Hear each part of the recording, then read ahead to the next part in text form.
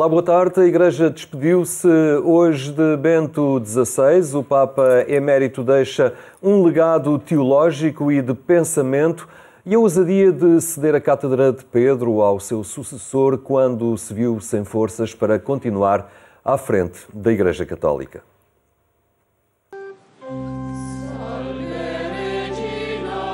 Ao início da manhã, a urna com o corpo de Bento XVI chegou a uma praça de São Pedro, já repleta de peregrinos e muitos sacerdotes que ocupavam quase metade deste espaço vaticano.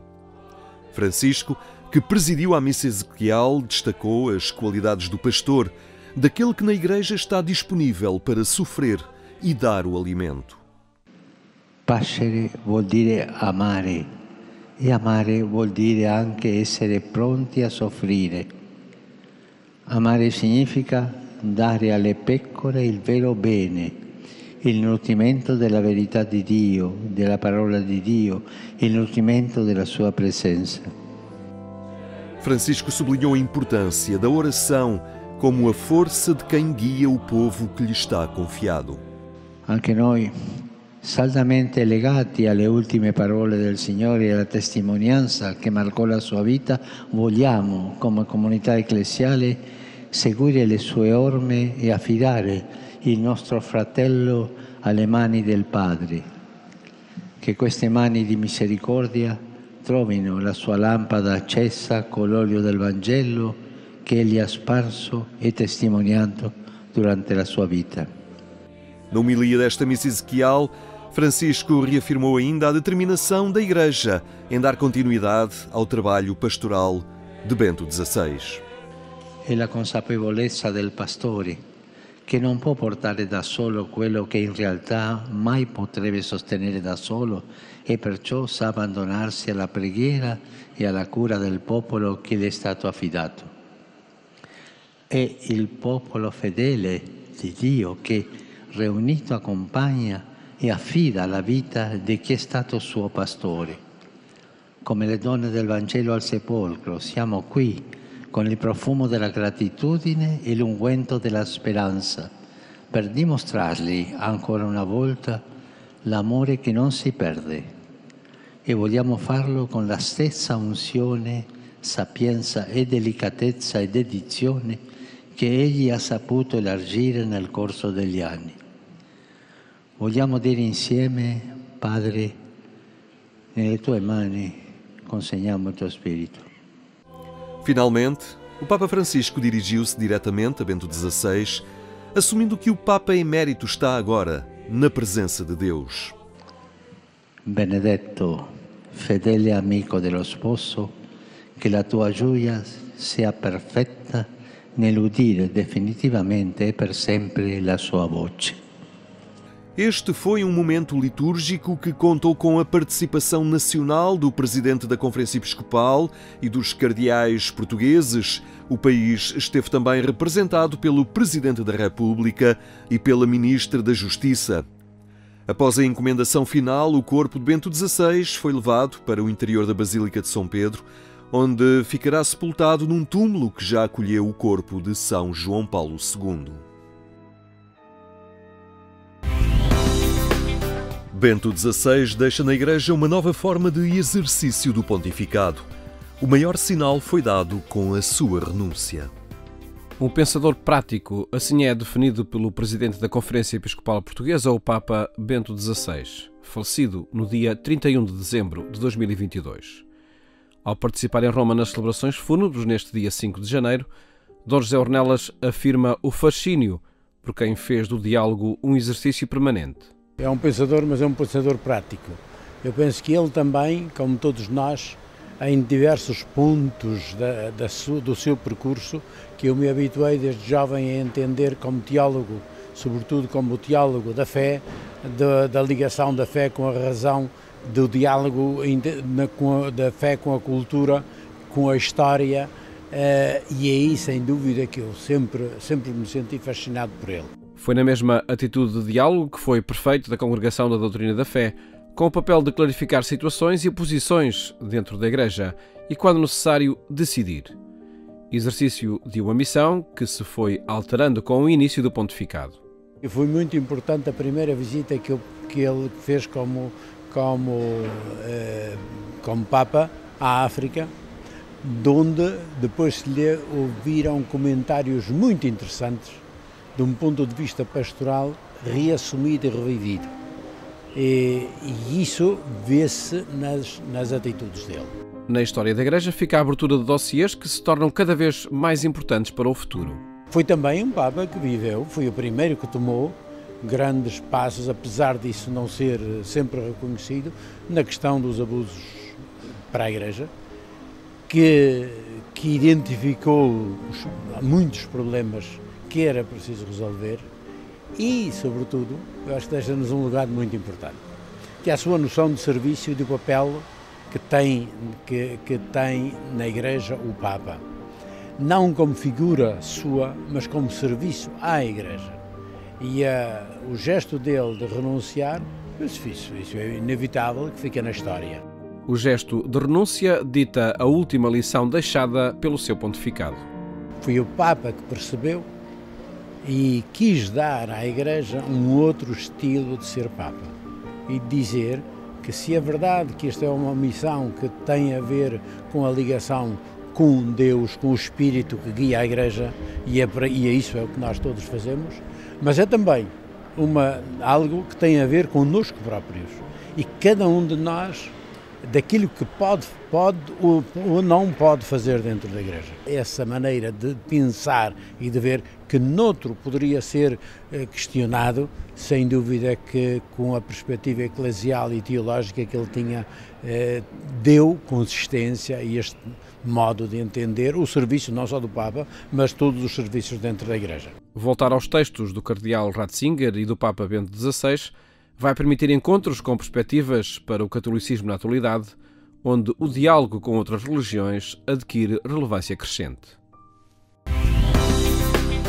Não há nada como Fátima em toda a Igreja Católica no mundo. Foi Bento XVI que o disse em Fátima a Dom António Marto. No momento em que partia para Roma, Dom António Marto disse que o momento é de agradecer o que o Papa nos deu, num arco de transição entre o Papa João Paulo II e o Papa Francisco, um homem de cultura e de diálogo. Um Papa que se impôs já pela sua cultura teológica, sobretudo pelo diálogo que ele sempre procurou com a cultura da modernidade para ser capaz de transmitir a fé ao mundo de hoje.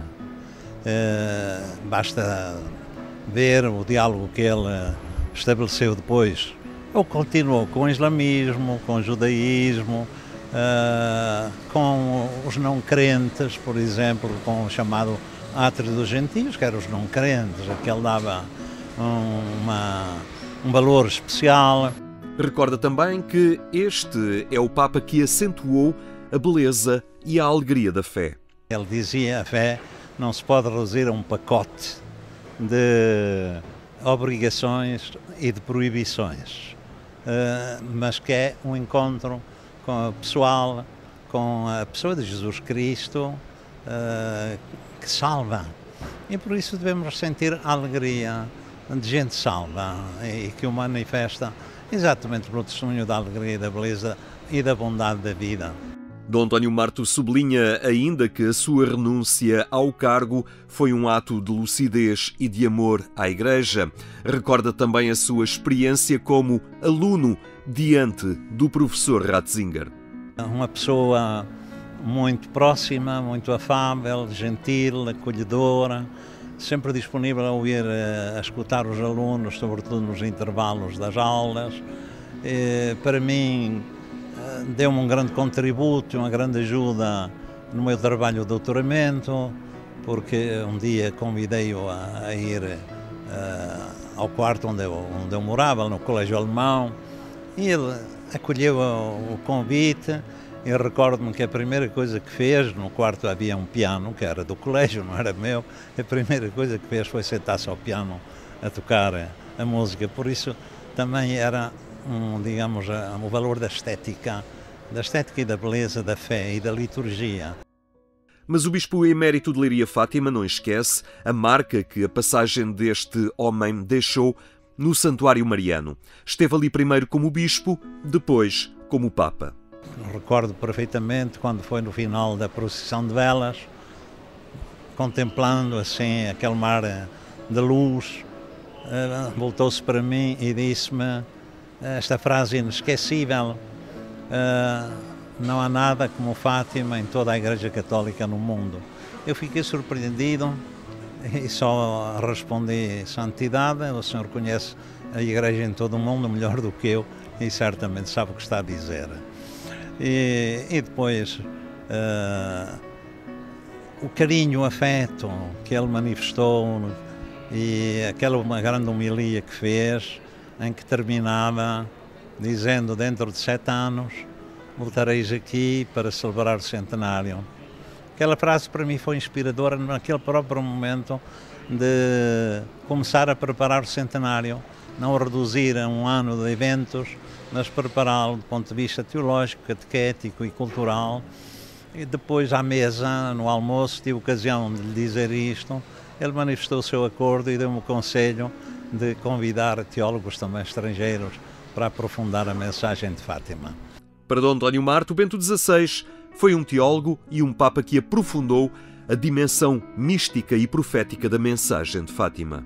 Ele mesmo aplicou na viagem do avião que fez de Roma para Fátima, quando lhe puseram a questão dos abusos, que estava como um fogo mediático, e ele siderou toda a imprensa, se pode dizer, com a resposta de que os inimigos da Igreja não são os que estão de fora, mas os de dentro com o seu pecado. Isso calou dentro muito, em muita gente, mesmo não crente. E segundo Dom António Marto, Fátima terá mudado Bento XVI depois da sua passagem pelo Santuário Mariano. Mesmo o organizador das viagens do Papa, Padre Lombardi, me confidenciou a mim mesmo que o Papa viveu este momento de uma maneira única e que a partir de então haveria um momento marcante do seu pontificado antes de Fátima e depois de Fátima, porque ele de facto vinha com timidez, talvez por causa da reação à questão dos escândalos, e encontrou aqui o conforto e a fortaleza para fazer face aos problemas da Igreja.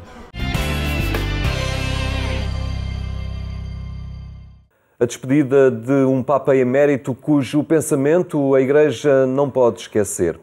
Próximos de Bento XVI estiveram os jovens portugueses que o acompanharam em 2010 na sua viagem ao nosso país e que um ano depois o visitaram em Roma para lhe entregar uma t-shirt da iniciativa Eu Acredito. Está aqui connosco a Filipa Lemos Caldas. Olá, boa tarde. Boa tarde.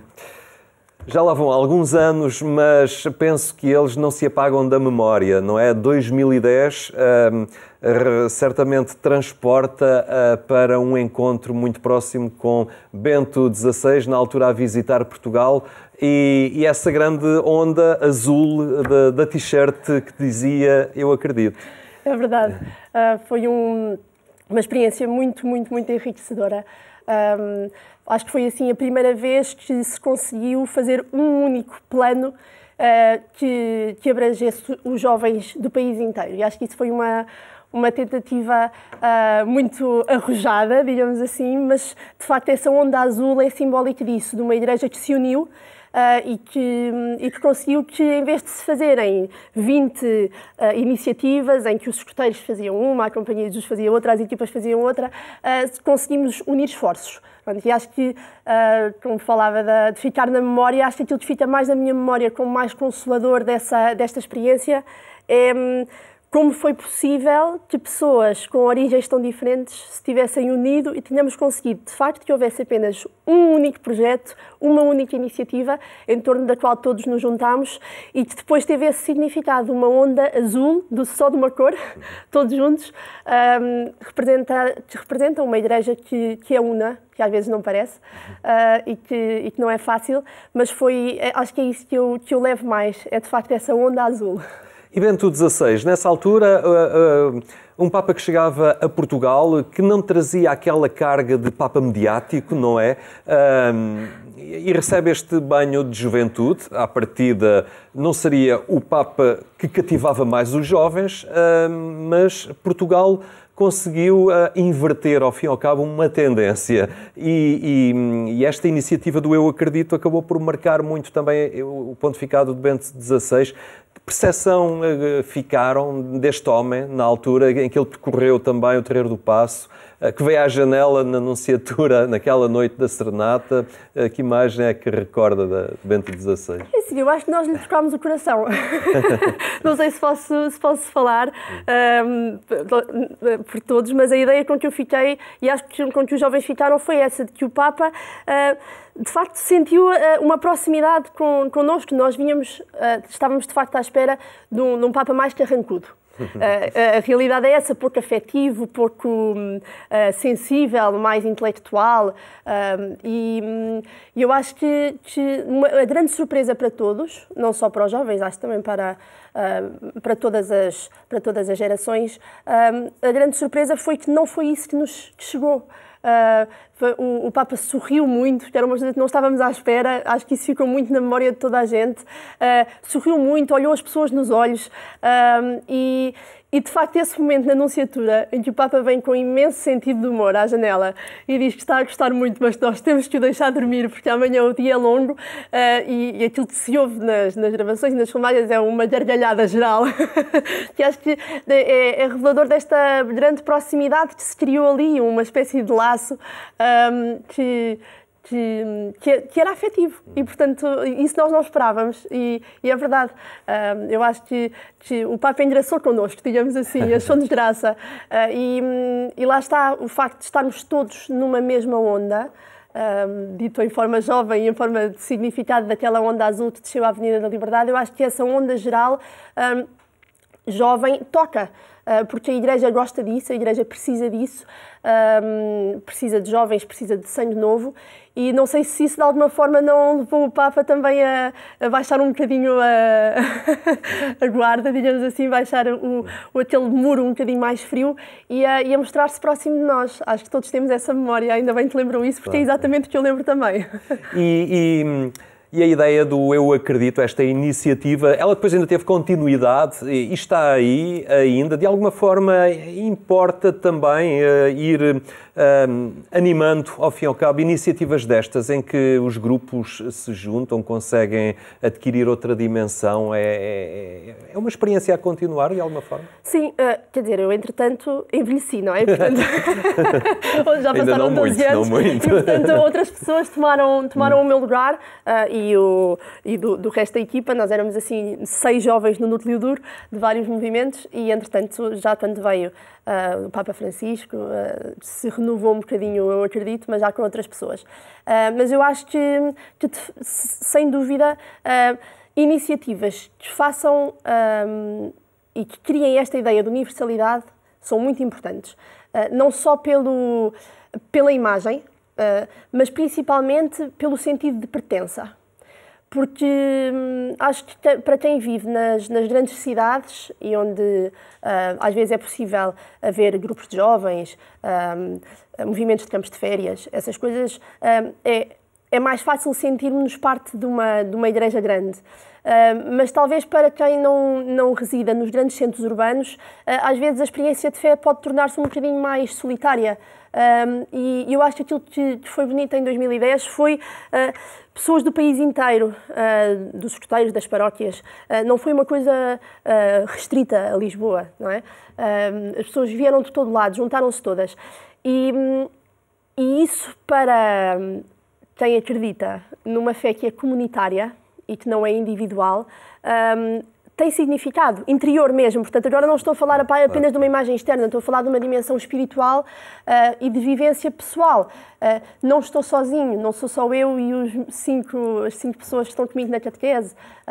Há uma dimensão de eu ver uma comunidade enorme que faz com que interiormente a minha fé ganhe ânimo, e este fogo interior, eu acho que é muito significativo, e por isso acho que todas as iniciativas que se possam alimentar e que tenham esta dimensão transversal e universal, acho que podem fortalecer uma relação com Deus que nós precisamos de acalentar na nossa vida diária, e acho que a Igreja nisso tem um papel essencial, obviamente. E para que Bento XVI não se esquecesse dessa experiência da Anunciatura e da passagem por Portugal, no ano depois foram a Roma. Fomos a Roma e levámos-lhe um livro com as fotografias do evento com os 3 momentos, portanto, a descida da Liberdade e a missa no Terreiro do Paço, a serenata e a peregrinação a Fátima, que também organizámos e que também foi para o país todo. E levámos-lhe uma t-shirt azul, pronto. E o Papa foi muito simpático e um dos 3 que lá foram, o João Valentim, que falava muito bem italiano, até fez uma brincadeira com ele e disse que gostávamos muito de ver andar de t-shirt azul em Castelo de Andolfo, que é a residência de verão do Papa. E para além de uma gargalhada que deu também, acho que aquilo que me ficou a faltar foi só ver uma fotografia do Papa Bento XVI de t-shirt azul em Castelo de Andolfo. Tinha sido para mim um momento de imenso sentido de humor. Foi a única coisa que me faltou, porque de resto acho que houve ali toda uma proximidade, um sentido de humor, uma liberdade interior de estar próximo e de não estar tão preso naquela figura hierárquica que às vezes que é preciso adotar também, e aquele terra a terra, que foi um momento muito bonito. Muito bem, são memórias, mas que têm uma continuidade nos dias de hoje, e certamente hoje também o seu caminhar na fé recebe ainda alguma energia e dinamismo desta experiência. Sim, sem dúvida. Muito obrigado pela sua presença hoje aqui no programa Eclésia. Nós ficamos por aqui, amanhã estaremos de volta à mesma hora. Até lá, tenha uma ótima tarde e até amanhã, se Deus quiser.